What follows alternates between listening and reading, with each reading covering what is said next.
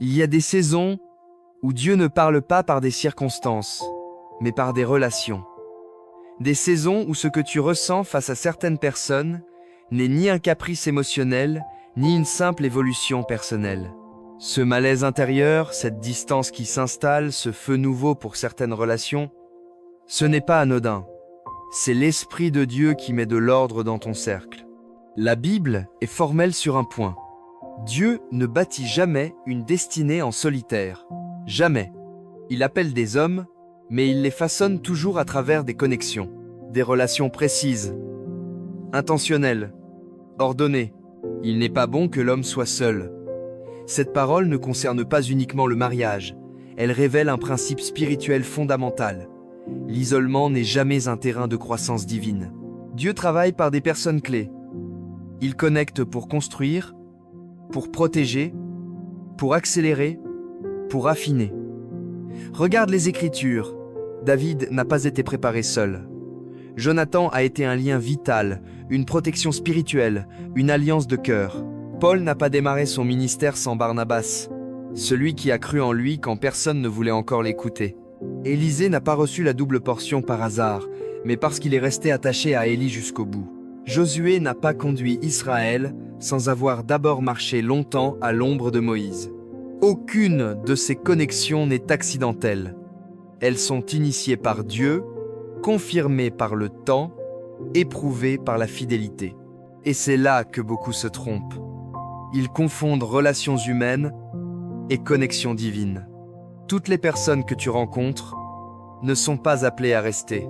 Toutes les personnes qui restent ne sont pas appelées à t'accompagner plus loin. La Bible dit « L'Éternel dirige les pas de l'homme ». Cela inclut aussi les rencontres. Certaines personnes entrent dans ta vie pour une saison, d'autres pour un processus, d'autres pour une destinée. Le problème survient lorsque nous tentons de garder ce que Dieu nous demande de relâcher, ou lorsque nous forçons des liens que Dieu n'a jamais initiés. Changer ses habitudes peut améliorer une vie. Changer ses résolutions peut motiver temporairement. Mais si les connexions restent les mêmes, la trajectoire finit souvent au même endroit. Les relations façonnent la vision, nourrissent ou étouffent la foi, renforcent ou affaiblissent l'appel. Celui qui fréquente les sages devient sage, mais celui qui se plaît avec les insensés s'en trouve mal. Dieu ne coupe pas pour punir, il sépare pour protéger, il éloigne pour préserver la destinée. Et lorsqu'il le fait, il crée souvent une tension intérieure avant même que les choses ne deviennent visibles. Ce n'est pas un rejet, c'est un réalignement. Avant d'aller plus loin, prends un instant pour te poser cette question essentielle. Est-ce que les personnes qui m'entourent aujourd'hui nourrissent ce que Dieu construit ou entretiennent ce qu'il veut transformer? Lorsque Dieu commence à réordonner une destinée, il commence très souvent par réordonner l'entourage. Ce n'est jamais arbitraire, ce n'est jamais cruel, c'est toujours intentionnel. Car certaines relations, même anciennes, même affectives, même normales, deviennent incompatibles avec ce que Dieu veut bâtir ensuite. La Bible n'enseigne pas seulement qui aimer, elle enseigne aussi avec qui marcher. Voici 7 types de personnes dont la parole montre clairement qu'il faut apprendre à s'éloigner non par orgueil, mais par obéissance. Premièrement, ceux qui méprisent ton appel. Il y a des personnes qui tolèrent ta foi, mais méprisent ton appel. Elles minimisent ce que Dieu a déposé en toi, ironisent sur tes convictions, ridiculisent ta vision. La Bible dit « Ne jetez pas vos perles devant les pourceaux ». Ce n'est pas un manque d'amour, c'est du discernement. Tout le monde n'est pas capable de porter ce que Dieu t'a confié. Deuxièmement, ceux qui nourrissent constamment le doute. Ces personnes ne s'opposent pas frontalement, mais ils sèment le doute en permanence. Tu es sûr que Dieu t'a dit ça? N'est-ce pas exagéré? Or, la foi se nourrit de paroles alignées. La foi vient de ce qu'on entend. Une relation qui affaiblit systématiquement la foi finit toujours par freiner l'obéissance. Troisièmement, ceux qui refusent toute transformation. Ce sont des gens qui veulent bien rester en ta compagnie, mais ne veulent pas ta croissance. Ils préfèrent l'ancienne version de toi, car elle ne les confronte pas. Jésus dit « Personne ne met du vin nouveau dans de vieilles outres. Certaines relations se brisent, non parce qu'elles sont mauvaises, mais parce qu'elles refusent d'évoluer. Quatrièmement, ceux qui vivent dans la plainte permanente. La plainte chronique contamine la vision. Israël est sorti d'Égypte géographiquement, mais beaucoup ne sont jamais sortis intérieurement à cause des murmures. Ils murmuraient dans leur tente. Une relation nourrie par la plainte finit par étouffer la reconnaissance et la foi. Cinquièmement, ceux qui t'attachent à ton passé. Ces personnes te rappellent constamment qui tu étais, ce que tu avais fait, amis aussi ce dont tu n'étais pas capable. Mais Dieu dit, si quelqu'un est en Christ, il est une nouvelle créature. Une relation qui refuse ton identité nouvelle devient un frein spirituel. Sixièmement, ceux qui profitent sans jamais porter. Ces personnes prennent ton temps, ton énergie, ton écoute, mais ne portent jamais rien avec toi. Or, la Bible parle de relations où l'on porte les fardeaux les uns des autres. Une relation unilatérale finit toujours par épuiser. Septièmement, ceux que Dieu a déjà déplacés intérieurement. Parfois, Dieu n'attend même pas un conflit. Il crée une distance progressive, un silence, un détachement. Résister à ce mouvement intérieur, c'est souvent prolonger une saison terminée. Il y a un temps pour toute chose. S'éloigner n'est pas rejeter. S'éloigner, c'est reconnaître qu'une saison est close. Dieu ne ferme jamais une porte sans en préparer une autre. Mais tant que certaines relations occupent encore la place, les nouvelles connexions ne peuvent pas entrer. Avant de continuer, prends ce temps d'honnêteté devant Dieu. Quelle relation maintiens-tu par habitude, par peur ou par culpabilité, alors que l'Esprit t'invite déjà à prendre de la distance? Voyons à présent les 7 types de personnes dont ta destinée a absolument besoin. Si Dieu appelle à se séparer de certaines relations, ce n'est jamais pour laisser un vide. Il enlève pour remplacer. Il retire pour connecter. Car une destinée alignée attire toujours des relations alignées. La Bible montre clairement que Dieu ne se contente pas d'ôter des personnes de notre vie. Il en positionne d'autres, avec précision, au bon moment, pour la bonne saison. Voici 7 types de personnes dont aucune destinée ne peut se passer. Premièrement, les porteurs de vision. Ce sont ceux qui voient plus loin que ton présent. Ils discernent ce que Dieu construit, parfois avant même que tu en aies pleinement conscience. Ils parlent à ton potentiel, pas à tes limites. La Bible dit « Sans révélation, le peuple est sans frein. Une destinée sans porteur de vision finit par tourner en rond. » Deuxièmement, les intercesseurs silencieux. Ils ne sont pas toujours visibles, ni bruyants, mais ils prient pour toi quand tu ne sais même pas quoi demander. Moïse levait les mains pendant que Josué combattait. La parole dit « Priez les uns pour les autres ». Une relation qui prie pour toi soutient ta destinée dans l'invisible. Troisièmement, les mentors spirituels. Ce sont des personnes qui ont marché avant toi dans le chemin dans lequel le Seigneur te conduit. Ils ont chuté, appris et mûri. Il n'en vient pas ta croissance. Amis, ils la facilitent par leur accompagnement. Élisée n'a pas reçu la double portion par hasard, mais parce qu'il est resté attaché à Élie jusqu'au bout. La Bible dit « Le disciple n'est pas au-dessus du maître ». Une destinée sans mentor apprend souvent à ses dépens. Quatrièmement, les alliés d'alliance. Ce sont des relations de cœur, fondées sur la fidélité, non sur l'intérêt. David et Jonathan n'étaient pas liés par une stratégie, mais par une alliance spirituelle. Jonathan s'attacha à David, car il l'aimait comme son âme. Une telle relation protège quand tout vacille. Cinquièmement, les correcteurs loyaux. Ces personnes osent te reprendre avec amour sans chercher à t'humilier. Ils te confrontent à la vérité sans te condamner. Les blessures d'un ami prouvent sa fidélité. Une destinée sans correction finit toujours par s'égarer. Sixièmement, les compagnons de mission.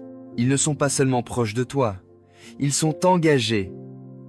Ils ne te regardent pas de loin, ils bâtissent avec toi. Paul n'a pas voyagé seul. Jésus n'a pas envoyé les disciples seuls. La Bible dit « 2 valent mieux qu'1 ». La mission se vit toujours en équipe. Septièmement, les témoins de ton processus. Ce sont ceux qui ont vu ta transformation. Ils connaissent ton passé, mais honorent ton présent. Ils ne te rappellent pas d'où tu viens pour t'y ramener, mais pour glorifier Dieu pour ce qu'il a fait. Souvenez-vous du chemin par lequel l'Éternel vous a conduit. Ces personnes ne sont pas parfaites. Elles sont alignées. Et surtout, elles sont données par Dieu, pas choisies uniquement par affinité. Les connexions divines ne flattent pas toujours, mais elles construisent toujours. Pose-toi maintenant cette question clé. Les relations que je poursuis aujourd'hui servent-elles mon confort ou ma destinée? Comment discerner si une connexion est initiée par Dieu ou par l'homme? Voilà une question qui vaut la peine d'être posée. En effet, toutes les relations ouvertes ne sont pas des portes divines. Et toutes les portes fermées ne sont pas des attaques. Le discernement relationnel est l'un des domaines où beaucoup de croyants trébuchent, non par manque de foi, mais par manque de clarté spirituelle. Or, la Bible nous apprend que Dieu ne laisse jamais ses enfants sans repère lorsqu'il s'agit de discerner avec qui marcher. La première clé de discernement, c'est la paix intérieure. Pas l'excitation, pas l'intérêt, pas l'émotion. La paix. Que la paix de Christ règne dans vos cœurs. Une connexion initiée par Dieu s'accompagne d'une paix profonde, même lorsqu'elle confronte. À l'inverse, une relation initiée par l'homme peut être séduisante, stimulante, flatteuse, mais intérieurement agitée. Si une relation te trouble constamment, te met sous pression, t'éloigne de la paix sans raison spirituelle valable, il est temps de t'arrêter et d'écouter.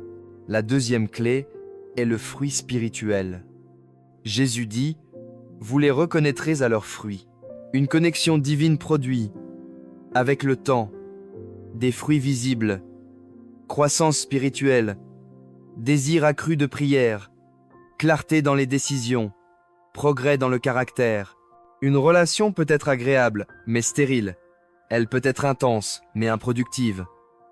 Dieu ne connecte jamais sans intention. Là où il est à l'œuvre, quelque chose mûrit. La troisième clé est l'alignement avec la parole.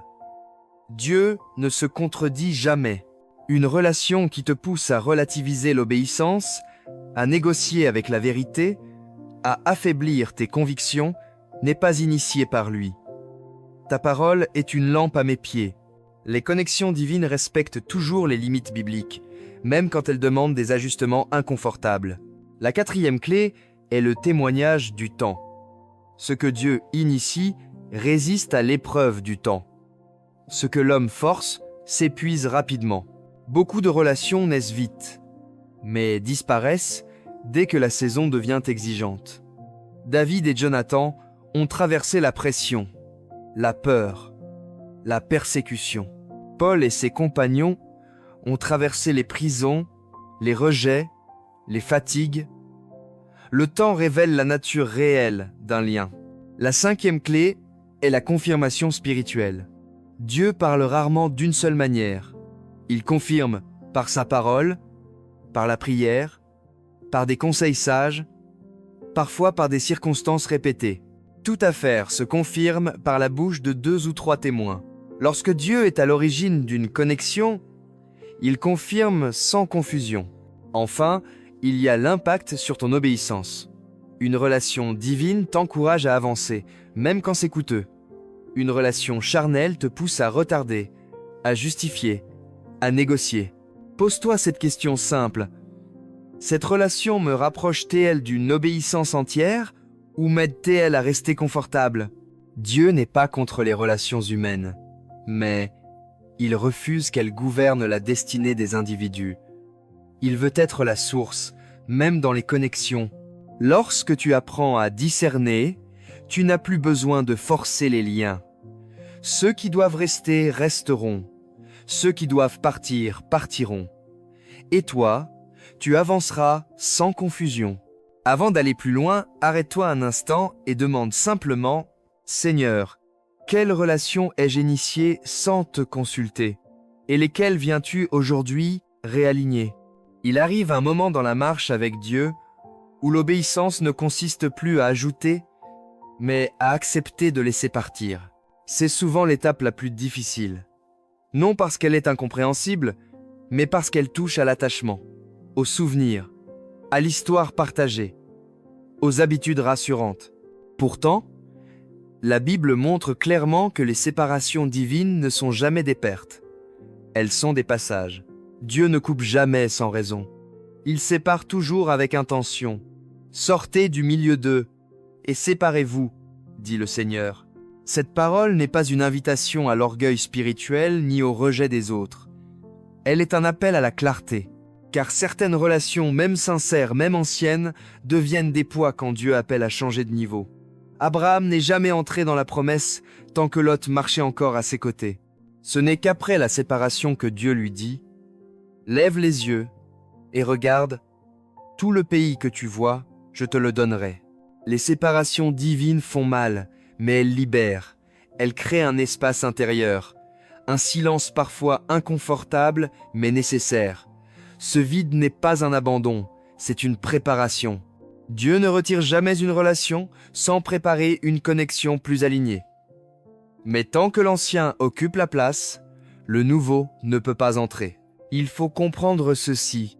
Toutes les personnes qui ne vont pas avec toi plus loin ne sont pas mauvaises. Certaines ont simplement terminé leur rôle. Il y a des relations de fondation, des relations de construction et des relations d'achèvement. Refuser de reconnaître la fin d'une saison relationnelle, c'est risquer de bloquer l'entrée dans la suivante. Il y a un temps pour toute chose, un temps pour embrasser et un temps pour s'éloigner des embrassements. D'essayer mon vice-point. Entrer dans des connexions de destinée demande aussi de la maturité. Les connexions divines ne flattent pas toujours. Elles confrontent, affinent, exposent parfois les zones encore immatures, mais elles portent la vie. Elles produisent du fruit. Elles élèvent le niveau spirituel, émotionnel, parfois même intellectuel. Le faire aiguise le fer. Ainsi un homme aiguise le visage de son ami. Il est important de le dire clairement. Discerner et se séparer ne signifie pas devenir dur. Le cœur doit rester tendre, même lorsque les décisions sont fermes. Jésus a aimé parfaitement, mais il n'a pas confié son cœur à tout le monde. Il savait ce qu'il y avait dans l'homme. La maturité spirituelle, c'est aimer sans naïveté, accueillir sans confusion, marcher avec discernement. Lorsque tu acceptes les séparations divines, quelque chose se stabilise intérieurement. La lutte cesse. Le besoin de justification disparaît. Tu n'as plus besoin d'expliquer pourquoi certaines personnes ne marchent plus avec toi. La paix devient la confirmation. Et très souvent, c'est à ce moment précis que Dieu connecte de nouvelles personnes. Des relations saines, alignées, capables de marcher avec toi sans t'éteindre. Avant de conclure, prends ce temps devant Dieu et pose-toi cette question, avec courage et humilité. Quelle relation est-ce que je retiens encore par peur, alors que tu m'appelles déjà à avancer sans elle? Souviens-toi que Dieu ne retire jamais une personne pour appauvrir une destinée. Il sépare pour protéger, il éloigne pour préparer, il réaligne pour accomplir son plan parfait. Et lorsque les bonnes connexions sont en place, la destinée cesse de forcer, elle commence à couler naturellement. Amen. Si tu as aimé cette parole, partage-la avec tes amis. N'oubliez pas de vous abonner à la chaîne et laissez-nous un commentaire.